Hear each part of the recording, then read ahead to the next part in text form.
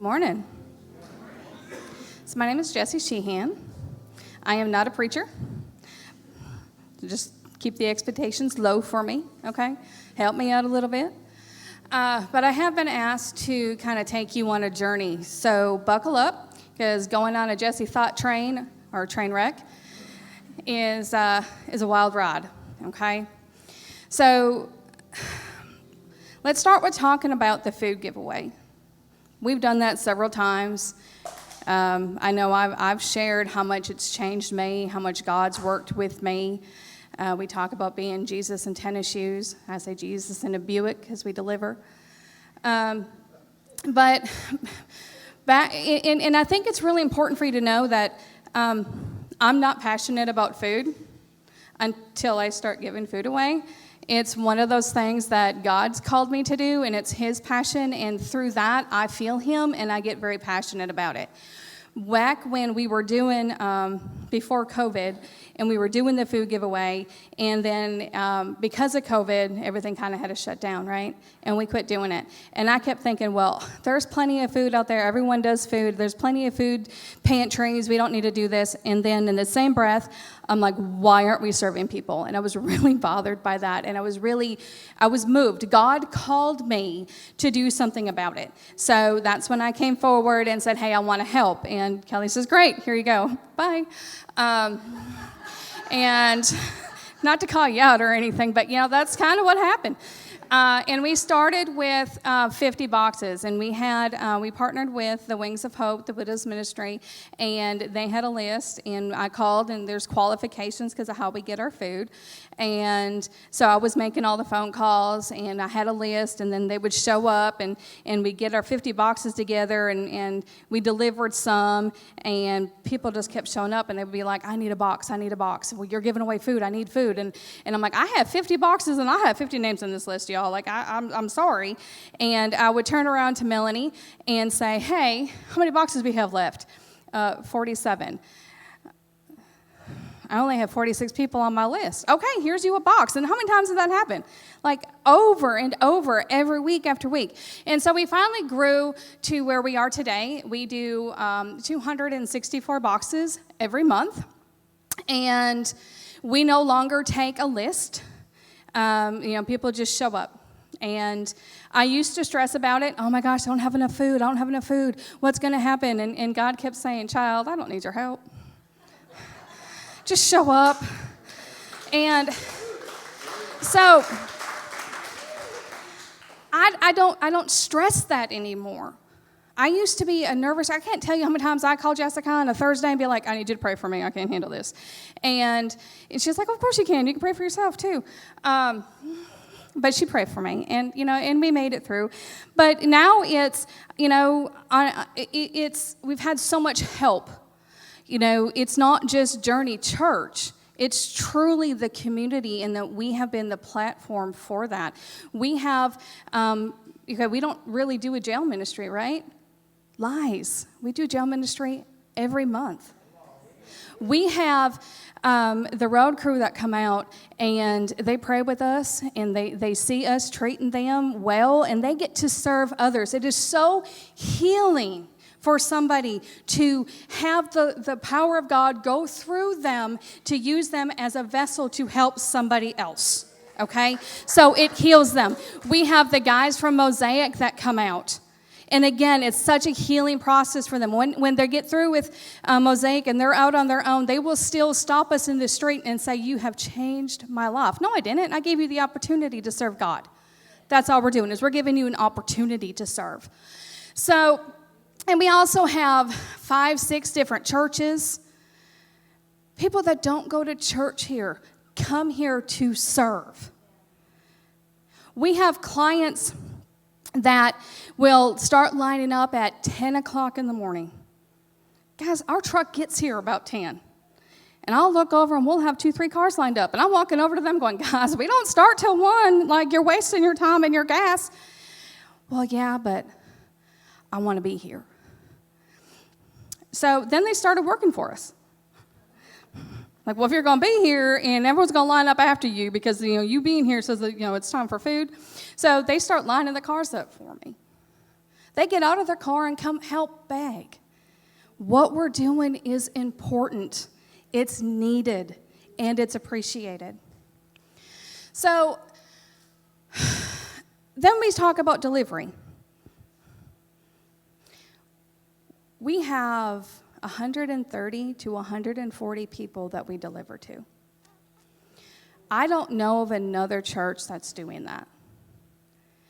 And part of that is we have a group that have kind of adopted one of the trailer parks, and they go out and they bring about 30 boxes out there.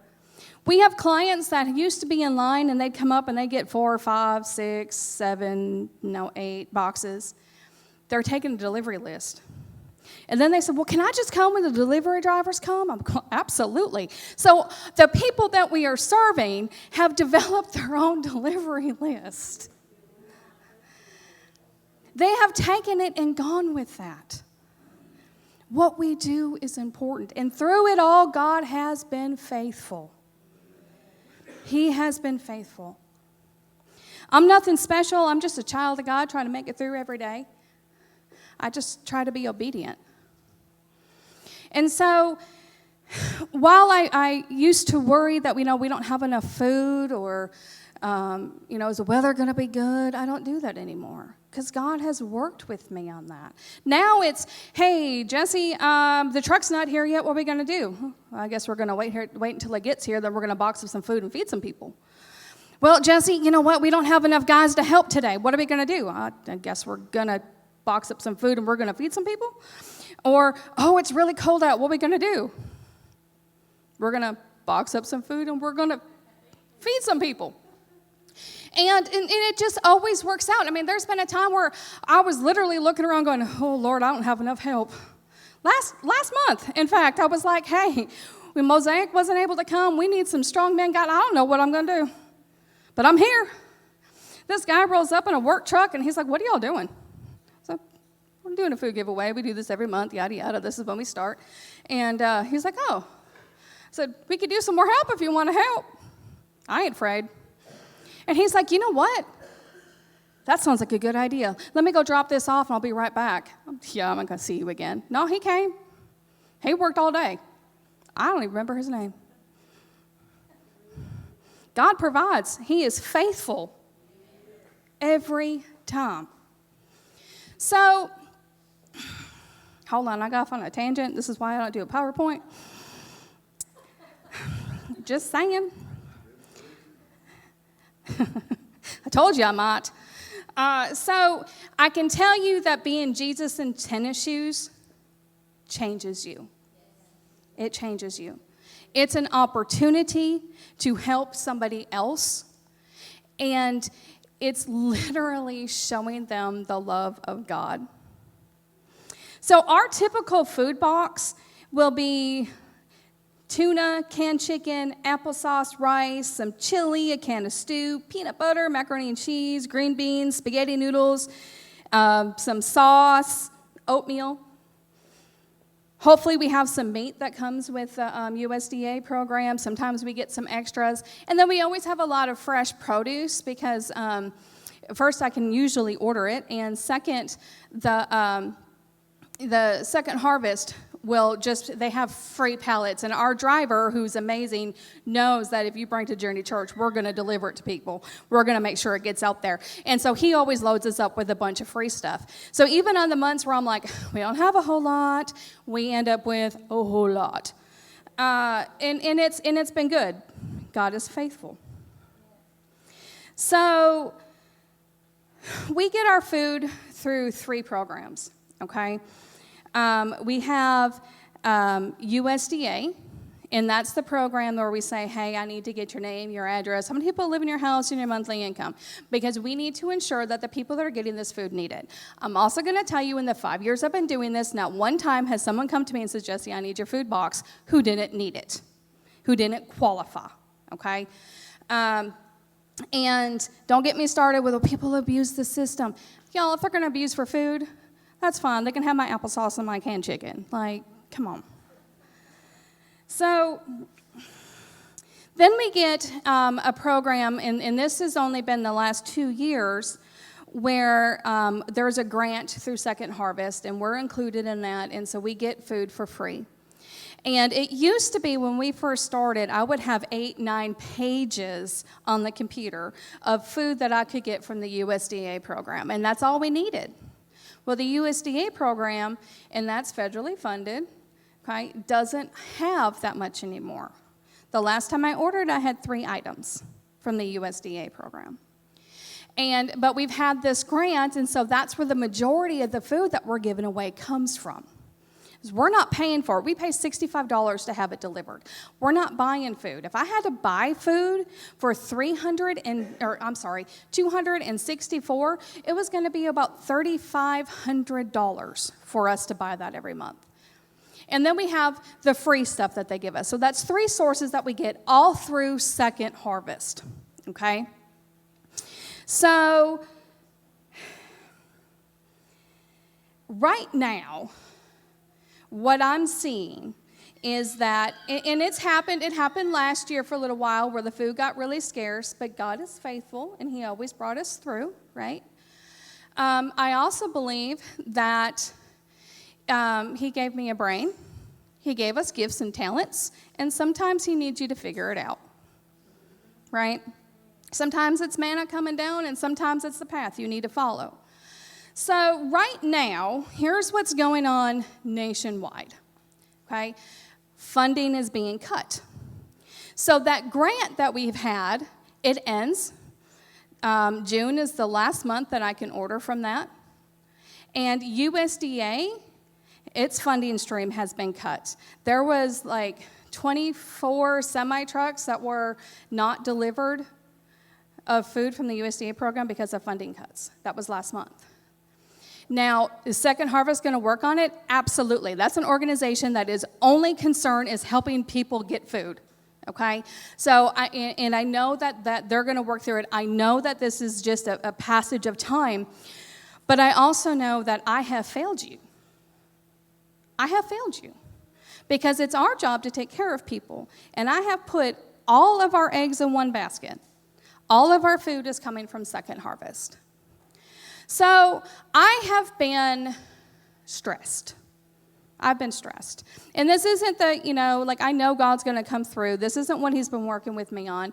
But it's really about, is the season over? Is this season in our life done? Maybe it's just time that we don't do the food giveaway anymore. We went from having enough delivery drivers to where everyone is running 3 to 4 routes. That's a lot. Every route has 7 to 8. I know my route is 14, and I take this route because it's the worst, and I ain't going to put that on nobody. But the route that I take has 14 boxes. It's 39 miles, and it takes me an hour and a half to do. Okay, that is the worst route. Most of them don't take that long and aren't that long. But, that's what we're asking of our delivery drivers. So it's physical. It's hard. I'm not getting the help. I know I'm not getting the food. God, maybe you're just telling me that the season is over. And so I'm praying about it. And it is what I think of the first thing in the morning. It is when I'm getting ready and I'm in my prayer time, this is what I am thinking about. Everything comes back to, what am I going to do with this? God, I need some answers. And so my prayer closet is really my car. Anyone with me on that? And so I'm like, God, am I released from this? That's what I'm praying for. I'm praying to just, you know what? We've had a really good run, Lord. Maybe it's just time we're done. And I turned on the radio. Does God talk to y'all like that sometimes? Okay, because he's kind of snarky with me. I'll explain. So I turn on the radio, and they're talking about what song can you wear as your armor? What song can you wear as your armor? And I'm like, oh, that's good. So I started thinking of one of my favorite songs that took me through just a personal hard journey that I was in. And it's by Colton Dixon, and it's called Build a Boat. Okay? And it's about Noah. Build a boat in the sand where say it never rains. Right?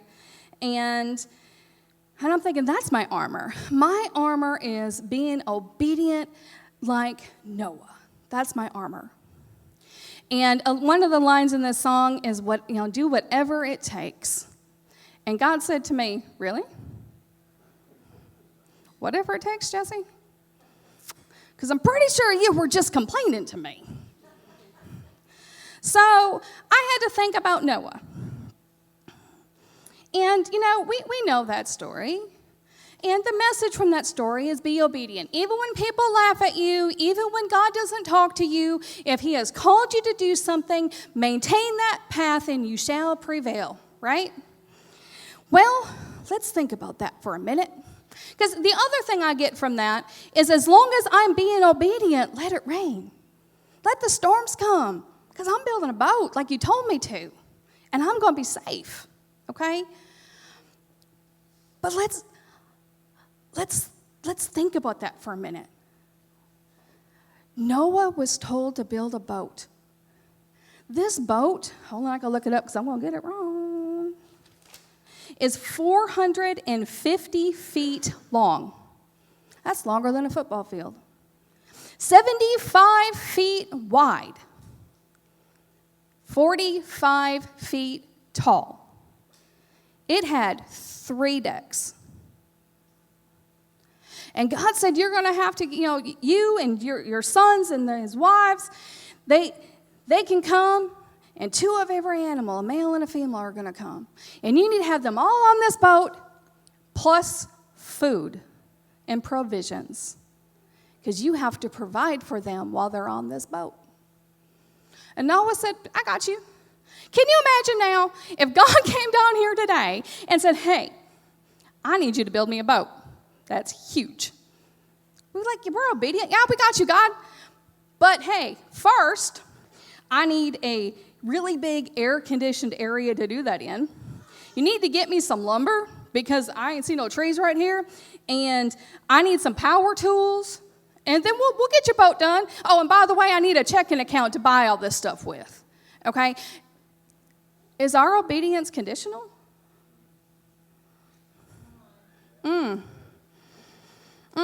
God ever make you uncomfortable? Because I'm in my car, right, driving, tears running down my face as I'm like, I am conditional, Lord. Because I'm complaining that it's getting tough. Noah had 75 years where God did not talk to him. Go out there, you're in the desert, and build a boat. So first of all, the world around him's gone crazy. God's done with people because they're so wicked. He's trying to raise a family. He still has to provide for his wife, his children. He has to raise them. All the while growing the food that the animals and the people are going to need. And he had to cut down trees. He didn't have a chainsaw. He couldn't call up IKEA and order the Ark kit. He had to do all that by hand. So if I'm going to put on the armor of Noah's obedience, then I need to be obedient. And it doesn't need to be conditional. So I said, okay, all right, God, I hear you. What do you want me to do? I don't have drivers. I'm looking at there's not going to be any food. I know he's going to provide something. And we could just give away whatever comes. That's not the vision. If we had to rely only on what's available, there's been times when, let me tell you what's on the USDA list, because that's the program that we know we have. That's what we can count on, okay? I could get you some oranges, a can of applesauce, and some blueberries. Now make a meal. That's not good enough, church. That's not good enough. I've always heard no junk for Jesus. Now, if it was Jessie Sheehan that saw a family that was hungry, and I go through my cupboards, and I'm like, well, here's some Ross, and here's some peas, and here's some oatmeal I'll never eat. So here, you can have that. Okay, that's Jessie Sheehan. That's what I can do. That's what I got. I ain't got the money to buy it for you, but this is what I can give you, and that's good enough. But when you're giving something to Jesus, no junk for Jesus. And when we're serving these people, Jesus is in both. We are serving Jesus when we are serving the least of us, right? And we are Jesus to them. So in what part of that can I just say, well, here's you some applesauce and some rice. Good luck. I can't do that. That's not good enough. So I know that there's a way through this. I know there is. I have the vision. But there's only so much I can do. My plate is full, Lord. My job has gotten pretty demanding lately. My kiddos are needing an awful lot of my time. There's only so much I can handle. And I can't do this alone. You know what he said to me? Who asked you to? Okay. Bring it to the church, he said. Bring it to the church. And it's my fault I'm coming so late, because he really told me that a couple months ago, but I've been afraid to say anything because they're going to put me up here. But that's okay. So here's the thing that I really want you to understand, okay? The reason I am struggling with the food program right now is because the government has cut back on funding. And you know what? I'm not going to get political, but I'll tell you politically, I understand what's going on. I get it. Okay? There's been a lot of bad things written into grants, and they have to cut it off in order to start over again. And I get it. I firmly believe that everything's going to get back to, to the way things were, where we're giving the right things to the right people for the right reasons. It's going to happen. Okay? But at the end of the day, is it the government's job to take care of our community? No. Church, it's your job. It's our job. That is what God has called us to do. And I could pull up all kinds of scriptures, but I ain't going to because my phone just went dead. So, but all through the Bible, there's references of how we are supposed to serve and we are supposed to help. And God is calling you. Now, I'll tell you, there's been many times where God has called me and I didn't listen. Whether it's to an altar call or to help somebody, even to call a friend in need. And I didn't answer. He never gave up on me. He'll come back around. He won't give up on you either. He'll keep giving you that opportunity.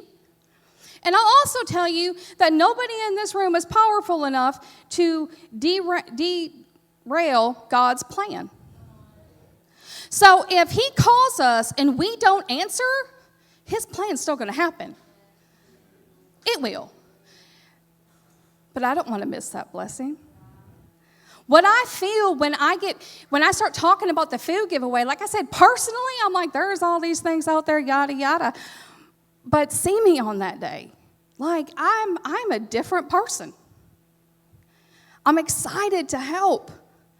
And then see the people that are serving with me. It changes you. And God is calling you. It's not that I need help. But I'm going to tell you, I can't do it by myself. I have a plan. There's a lot of things that we can do. Pastor's vision was to make sure that we are delivering to the people who need the food. So we deliver to shut-ins. Absolutely. Now, sometimes we drive up to a house and you're looking at this car that these people could have gotten in. Sure. But we don't know their situation. There's this lady I deliver to, precious, precious lady. And she has a car, it sits there, drives, she goes to doctor's appointments. She'll call me and be like, hey, Miss Jessie, I have a doctor's appointment this Thursday, so I'm not going to be able to get that food box. Okay, she can drive. Her stairs are a step and a half each, and they're extremely steep. And she's having mobility problems. She'll get in the car if she has to. But there was 1 month where I didn't have enough drivers. I didn't have enough time to get it done. There was no way I was going to be able to deliver everyone. I called her, and she says, well, I guess I'll just go without this month. No, ma'am, you won't. I will be there on Friday.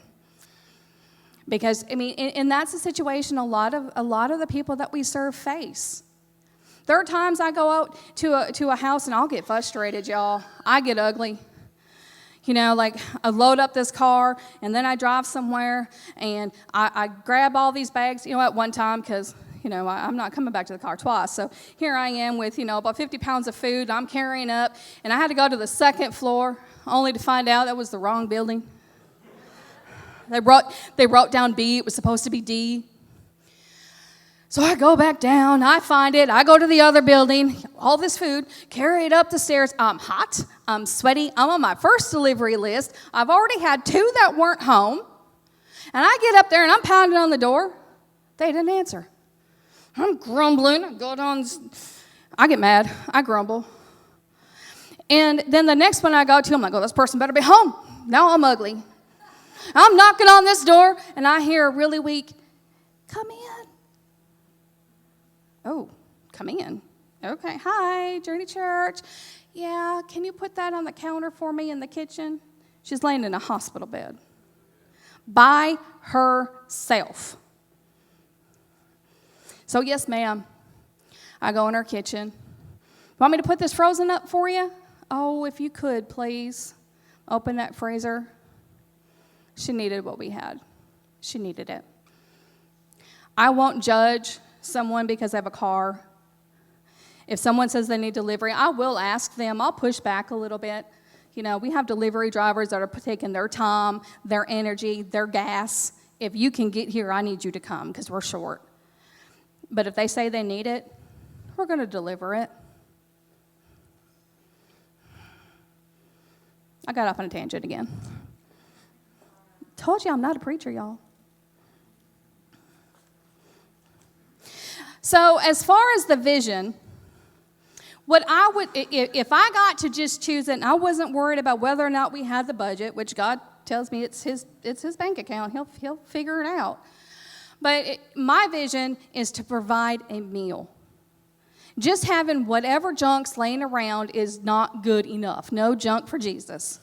So I want to do a half gallon of milk, a thing of butter, a meat, whether it's chicken legs or a thing of hamburger, a side item and a starch, some mashed potatoes and green beans. That's not too much to ask. Because when we break bread with people, things happen. Providing that nutrition, that I see you in your need. I feel you in your hurt. And let me help you is the best gift we can give. But it doesn't mean anything if they're trying to make applesauce rice. It just doesn't work. So if we can start with that, that would cost about $17 a box. Times 264. It's a lot. But then from there, because that's not a lot of food either. I can't just get, they're not going to wait in line for 3 hours for one meal. But it sure, at least then we know that is what they're getting. And then we can have food drives. We can build relationships with these retailers, with Kroger and Walmart and Save-A-Lot and Food City. Maybe we can get this box cut down by half because maybe we can get it for cost. Maybe we can do food drives around town. Maybe we can do bake sales or sell T-shirts to raise money so that we can do that. There's a lot of things that we can do that I don't have the capacity for. I have connections. I know a lot of people in town, or I know people who know people. I have the plan. I have the vision. I need the hands. I need the feet. And that's where you come in. So if God is calling you to help, don't waste this opportunity. Whether it's, because I'm not asking you to take over. He's straight told me I'm not released from this. I asked. And he is faithful. Are we obedient? Without condition. So, if he's calling you to do something, whether it's you can make phone calls or, I'm not really good about talking to people, but if you need someone to go and get a couple crates of food, I can load up my car and do that for you. Whatever it is, I'll coordinate it. In the back, there's a sign-up sheet. So if you see me after service and I'm talking to someone, that's not your out. I've done that too. Like, oh, I was going to, but they were busy, so I guess to go. That's not your out. Write down your name and number, and we'll call you. Journey Community Church serves the community. And we need to do a better job. Thank you.